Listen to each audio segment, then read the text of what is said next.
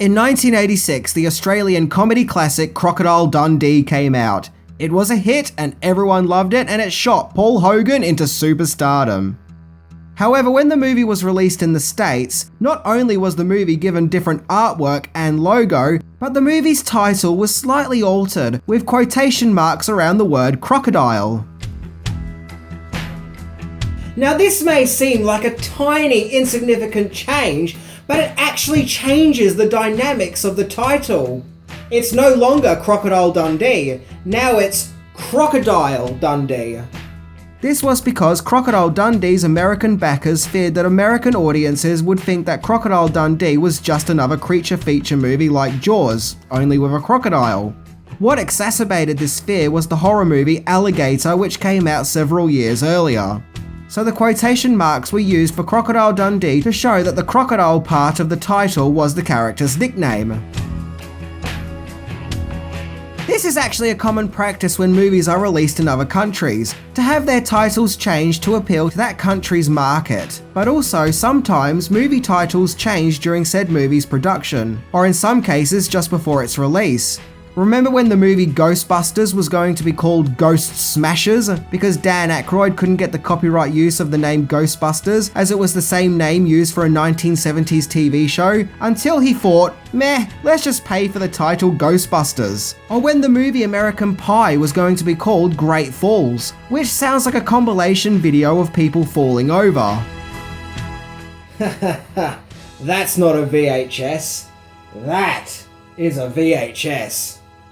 So today we are going to look into 10 cases of movies that had their titles changed, or had alternative titles. So let's start the confusion and check it out.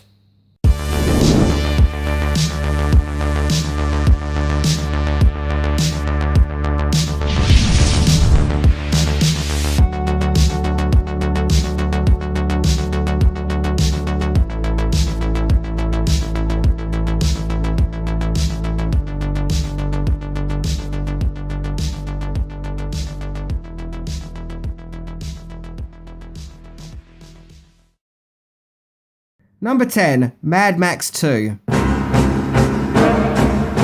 Okay, this is one of the most well-known cases. The fact that in the States, the second Mad Max installment is called The Road Warrior, which admittedly is a pretty badass name. So this begs to ask the question, why in Australia is the movie called Mad Max 2, and why in the States was it given a completely different title with The Road Warrior? Well, simply put, because the first Mad Max movie wasn't a big hit in the States, so it was decided to advertise Mad Max 2 in the States as a standalone movie, as people may not want to watch a movie sequel to a movie that they never saw in the first place. So The Road Warrior it was. However, in recent years, when the movie has been released on home medias, the title has often been changed to Mad Max 2 The Road Warrior, to make the most of both titles. Number 9, Return of the Jedi. Okay, this is a case of a working title that was changed in post, but as any Star Wars fan can tell you, the original title for the third entry in the Star Wars trilogy was not Return of the Jedi, but was in fact Revenge of the Jedi. However, shortly before the movie's release, George Lucas panicked as he realised that the Jedi don't seek revenge, so the title was swiftly changed to Return of the Jedi. However, before the change took place, there was still some early promotional material displaying the original title, Revenge of the Jedi. Even some early action figures featured the title, of which, complete in their packaging, are now worth a fortune. Seriously, if you have any of these, you are literally sitting on a gold mine. And don't even get me started on the original Star Wars movie then being called A New Hope. Yes, I am one of those people that don't like that change. But, you know, it's okay, like, I'm not gonna let it ruin my day or anything. Number 8, License to Kill.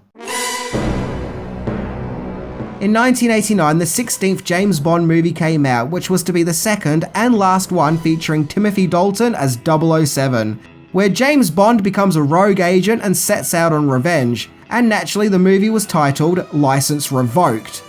A title suggesting that James Bond's license to kill has indeed been revoked. However, during the movie's production, it was feared that Americans may not know what the word revoked means, as supposedly it's not so much of a common word that is used there.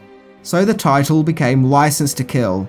And just as with Return of the Jedi, there are some early promotional materials using the movie's original title.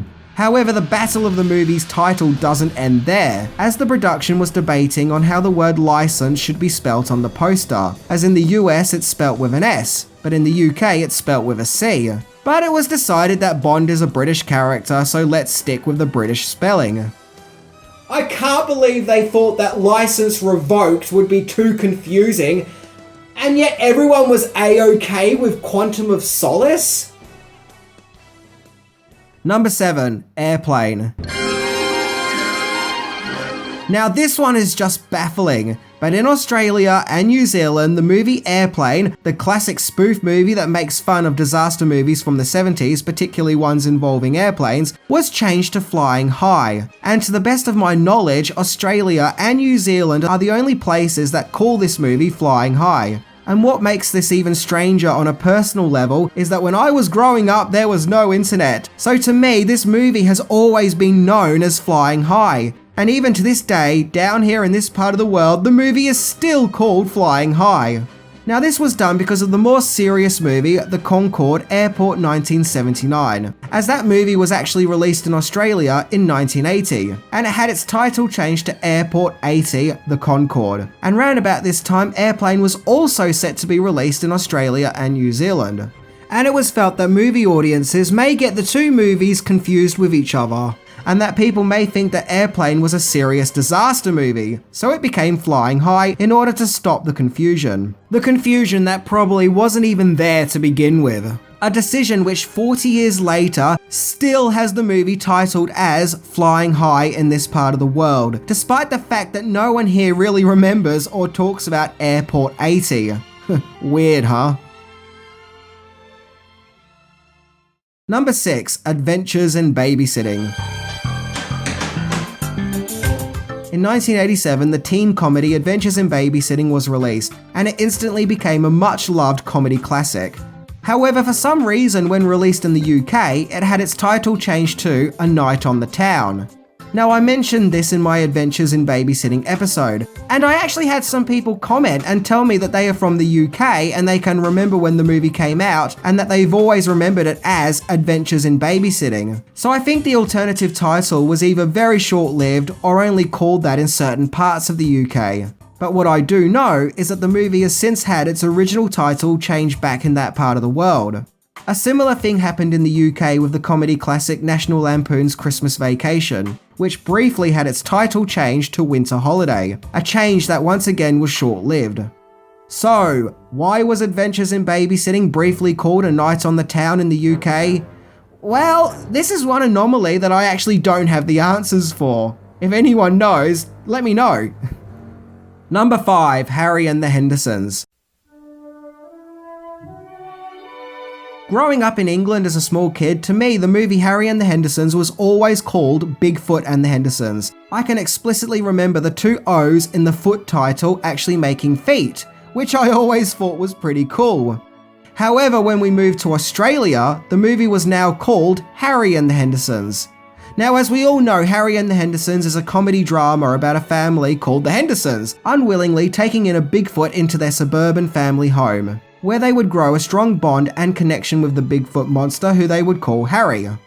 So why was it changed to Bigfoot and the Hendersons in the UK? Well, because when the movie was released in the States, it was decided to not focus on the Bigfoot aspect of the movie's marketing and to try and keep Harry's true form a secret. So he didn't feature in any of the movie's trailers or posters, and it was felt that because of that, the movie suffered in the box office. So it was decided that when the movie was released in the UK, then they'll let audiences know exactly what they were in for, and to make Harry and his Bigfoot-ness the main focus of the movie's advertising, the complete opposite of its US release. However, just like Adventures in Babysitting, in the UK the title has since been changed back to Harry and the Hendersons.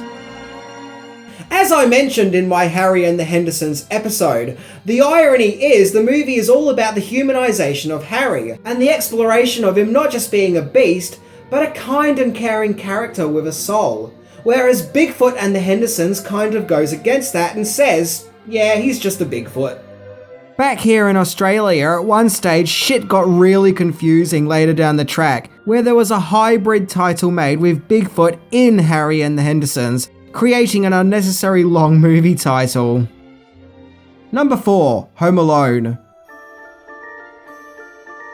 Yes, it seems that even our beloved Home Alone also couldn't escape the shenanigans of having its title changed in other parts of the world, as in France, Home Alone was retitled to Mum, I Missed the Plane. Now, I have questions. For a start, did Kevin actually miss the plane? Because to my knowledge, Kevin was more neglectfully abandoned while his family took off. I mean, victim blaming much?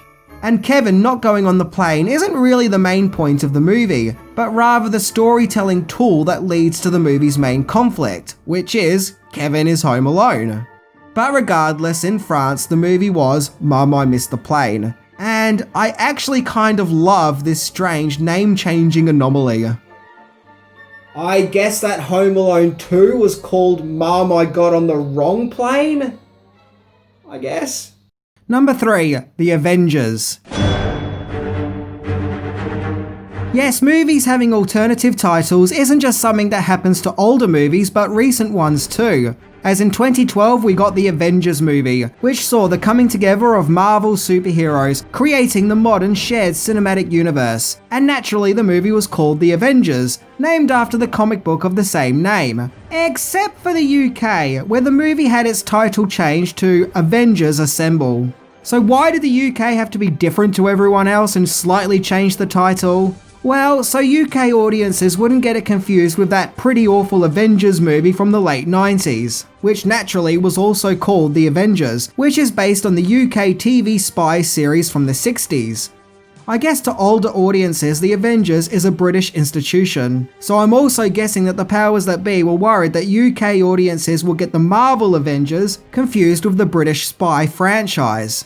Which would be an easy mistake to make, what with having Captain America and the Incredible Hulk on the poster. Yeah, because remember how they kept showing up in the Avengers TV series?